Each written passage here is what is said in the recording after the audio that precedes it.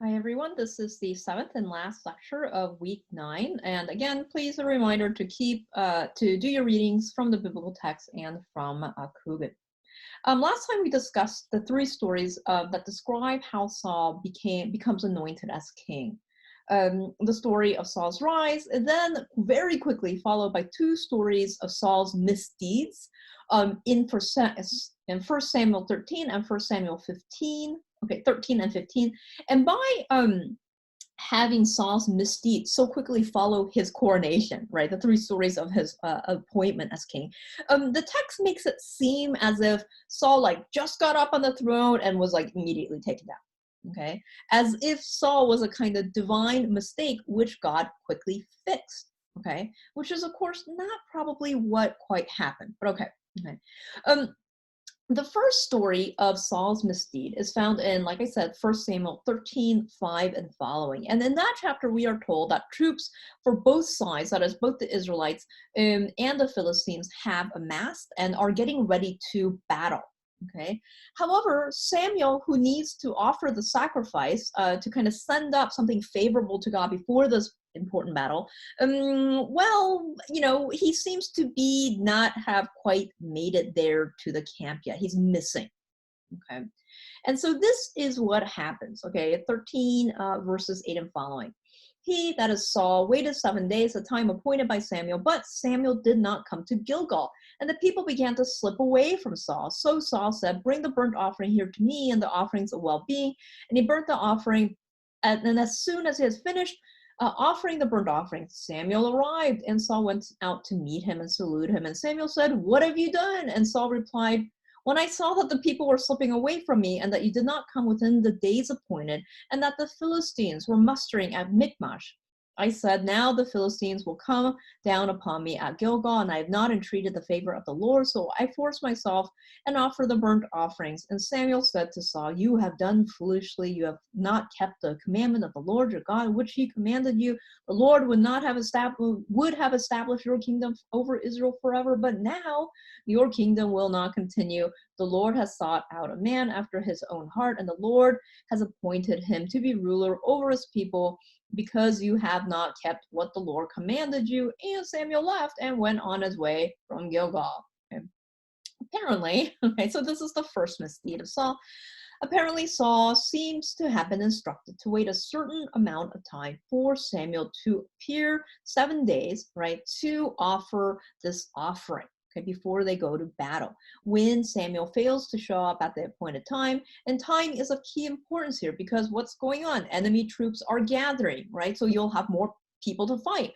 And his own troops, Saul's own troops, are leaving. So you have less people to fight with, right? So therefore, seeing this kind of situation, we are told that Saul decides to offer the sacrifice himself. And of course, notice right after he does so, right, and Samuel magically shows up, as if Samuel's kind of hiding, behind trees, waiting for Saul to goof up. Okay. Indeed, we know that Samuel was pretty peeved, right, that his sons were not made leader instead of Saul. Okay, and that Samuel is pretty upset about the whole kingship thing. So, one does have to wonder whether Samuel is kind of looking for reasons to undermine Saul. Okay, so what exactly does Saul do wrong here? Okay, and some have argued, by some, I mean students argue, Saul is not a priest, so he can't offer up the sacrifice. I mean, maybe, okay, we don't really know. We don't really have a fully established sacrificial system yet, to be honest. Notice that Noah offered up a sacrifice and it was not a big deal. Okay. Also, we're really never told explicitly that only priest, prophet, judge people like Samuel can offer up sacrifices, actually. Okay. So it's unclear how, whether Saul was unable to offer a sacrifice, and how Saul was supposed to know that. Okay. Also, later, I will say, David too will do some cultically weird stuff, like take a sword and food meant for God. So he takes like an offering plate, of food from the shrine at Shiloh. And he doesn't seem to be dinged at all. Okay. But David does a lot of stuff that Saul would be dinged for, that David gets away with. The main thing, as best as I can make it, the main thing that Saul seems to have done wrong here is to fail to interpret Samuel's directions exactly the way that Samuel wanted him to. Okay, that is, not only was he supposed to wait 7 days as Samuel stated or told him to do, but was supposed to wait even longer, as long as possible, as long as, until that is Samuel shows up, because only Samuel, I guess, is allowed to make sacrifices, although it's not stated here. Okay. Of course, it doesn't seem like Samuel told him like all of these directions only just to wait 7 days. Okay. So somehow Saul was supposed to know to do this without Samuel having explicitly instructed him, okay, about this. Just, it seems like Samuel keeps wanting Saul to read his mind, which is pretty passive aggressive, okay? Now, let's say, for whatever reason, Saul did something wrong here, just not like a straight out set by the text, okay? But the problem is, notice, the punishment doesn't fit the crime again, right? What could Saul have done so badly as to warrant, after just one mistake, right, his entire kingdom being taken away from him? Okay. I mean, later we will see that David like has a hit job, like he murders someone, all right? And for that, David's kingdom is not taken away from him, right? And so, I mean, this seems pretty light on the kind of list of bad things you can do, okay? Rather, it seems more like that Samuel and God, whose voice only comes through Samuel, okay, really have it out for Saul, okay? Indeed, notice, like I said, how it is immediately after Saul performs the sacrifice that Samuel magically shows up, as if he's been waiting around for Saul to mess up. Okay, and Samuel and God really, if you look at the text very carefully, sound like a grieved partner who wants to like use any excuse to break up with Saul, which is, raises the question, well, then why did you establish a relationship with him in the first place? Like, it didn't seem like he wanted to be king. Why make him king if you hate him so much? Okay. Um, this account of the first misdeed by Saul, which is not at all clear, as I've just explained, is followed up by another story of another misdeed by Saul in 1 Samuel 15. Okay, and again, you have something very similar here as well. In this chapter, 1 Samuel 15, Saul is told by Samuel to battle the Amalekites and put them under the ban, that is, destroy everything and everyone as a kind of sacrifice to the Lord, which Saul does, except that we are told he spares the Amalekite king and some of the best animals. Well, why does he do that? Is he just a bad follower of directions? No, as Saul explains, when a very pissed off Samuel again shows up and demands why Saul has screwed up again. Well, it's not that he wasn't going to do this. He was just saving them for a celebration later. Okay, so this is what it states in 1 Samuel 15, verses 7 and following. And Samuel said, though you are little in your own eyes, are you not the head of the tribes of Israel? The Lord anointed you king over Israel. And the Lord sent you on a mission and said, go utterly destroy the sinners, the Amalekites, and fight against them until they are consumed. Why then did you not obey the voice of the Lord? Why did you swoop down on the spoil and do what was evil in the sight of the Lord? And Saul said to Samuel, I have obeyed the voice of the Lord. I have gone on a mission on which the Lord has sent me. I have brought Agag, the king of Amalekite, and I have utterly destroyed the Amalekites. But from the spoil, the people took sheep and cattle, the best of the things devoted to destructions, to sacrifice to the Lord your God in Gilgal. So when Samuel shows up, Saul tells Samuel, no, I am following all the directions, right? Just a slightly different interpretation of these directions, right? And indeed, Saul says it twice, right? Once earlier in chapter 15, verse 13, right? When he greets Samuel by telling him, oh, hey, Samuel, I've done everything God wanted me to do. And again, in 15:20, which I just read, right? He tells him twice that he's done everything that has been asked of him. Okay, and when accused by Samuel that Saul really haven't done everything, right, exactly as Samuel has instructed, okay, and notice again, Samuel is not super clear on what exactly Saul does wrong, right? Saul answers again well, he did, according to his interpretation, what he thought Samuel was asking him to do, which was to put everything under the ban, right? He was going to destroy everything, including the Amalekite king and all the choice animal. It's just that he was going to do it a little bit later when they reached the appropriate sacrifice place, Gilgal. And what we know from the first story is, well, Samuel at points seemed really particular about like when things are sacrificed and probably therefore where things are sacrificed, okay? Um, Notice again that this is not a clear mistake or misdeed on Saul's part, okay? As much as, again, it is Saul's inability to correctly interpret and guess Samuel's instructions and what they exactly mean, okay? Samuel seems to have merely told Saul that all he needed to do was kill and sacrifice everything, okay? What Samuel seems to have been not very clear on was the fact that it needed to be done immediately, okay? According to Saul, he thought this meant that as long as this was done eventually, indeed at a big party to celebrate their victory, that it would be okay. And of course, what we find out is no, with Samuel, nothing is okay ever, okay? And when Saul tells Samuel about his variant interpretation of Samuel's instructions, this is what Samuel retorts. Samuel says, well, God doesn't like sacrifices anyway. Okay. No, what he wants instead is just for you to do exactly what I tell you to do. Okay.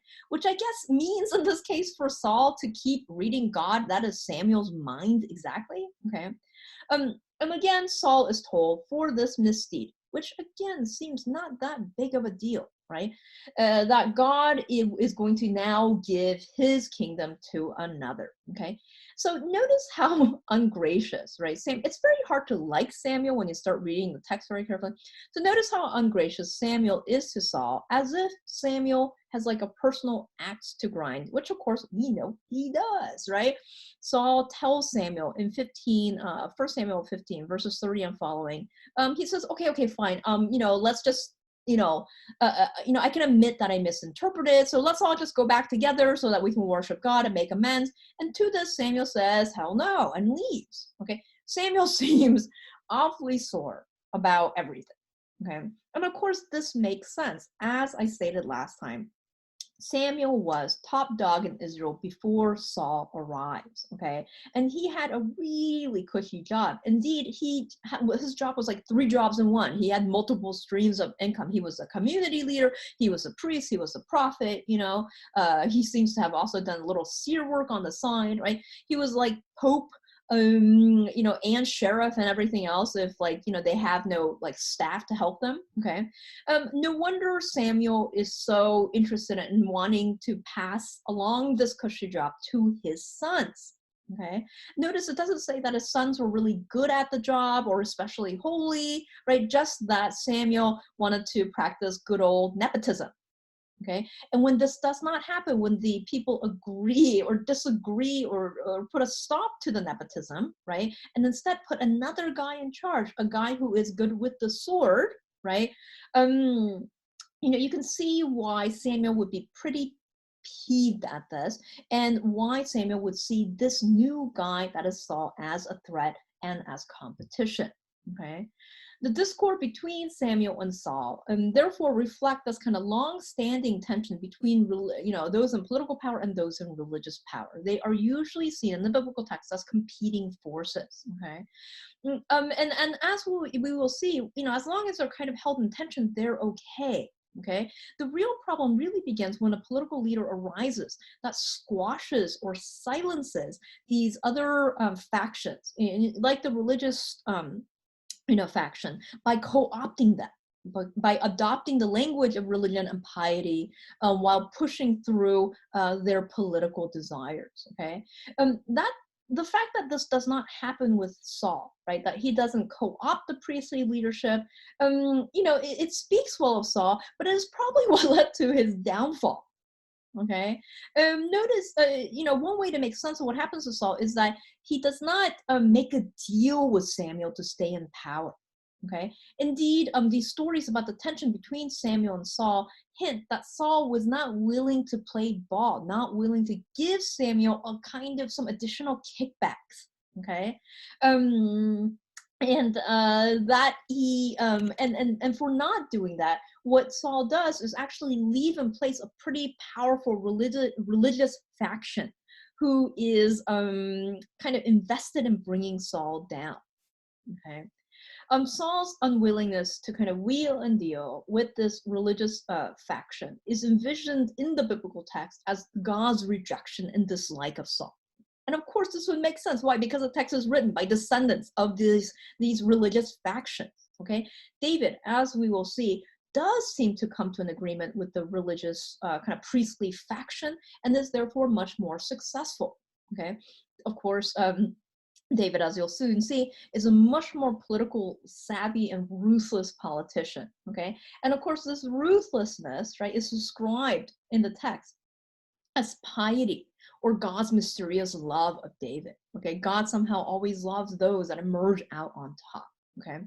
However, despite all this propaganda about Saul and why he failed, because he displeased God for some reason, because God was super into everyone following his directions exactly, as he meant it, not as he said it. Okay, whatever. There are indications in the text that Saul might have ruled a lot longer and was indeed a much better king than the text lets on. Okay. For example, we are told in 1 Samuel 13, verses 2-4, that Saul was initially very effective in combating the Philistines, which was the reason why he became king in the first place. Okay. More importantly, there's a kind of weird scribal erasure or obscuring in 1 Samuel 13, verse 1, which describes how long Saul actually ruled. And this is what it says. Okay, and 1 Samuel 13, verse 1, Saul was ... years old when he began to reign, and he reigned ... and 2 years over Israel. Notice, right, all the years of his reign is missing. Okay, and though the text, by placing the stories of Saul's fall or misdeed right after Saul's coronation, make it seem as if Saul did not rule very long at all, right, and was therefore a wholly ineffective leader. Okay, the obscuring, the fact that someone had to erase or obscure, make unclear, and the length of Saul's reign. Okay, as well as these lingering clues about Saul's military skill and prowess. Okay, all of this point to the fact that there was a kind of editorial decision to downplay, okay, to downplay the success of Saul's reign, okay, and it hints that maybe the opposite happened, that Saul was actually a pretty good king who might have ruled for a lot longer than the authors want to acknowledge, okay. Unfortunately for Saul, however, an even more ruthless and politically savvy and less ethical politician is about to come onto the scene. One who has no problems wheeling and dealing with whomever is hungry for power, okay, even if they are Israel's enemies, okay, in order to become king. And of course, this is the beloved David.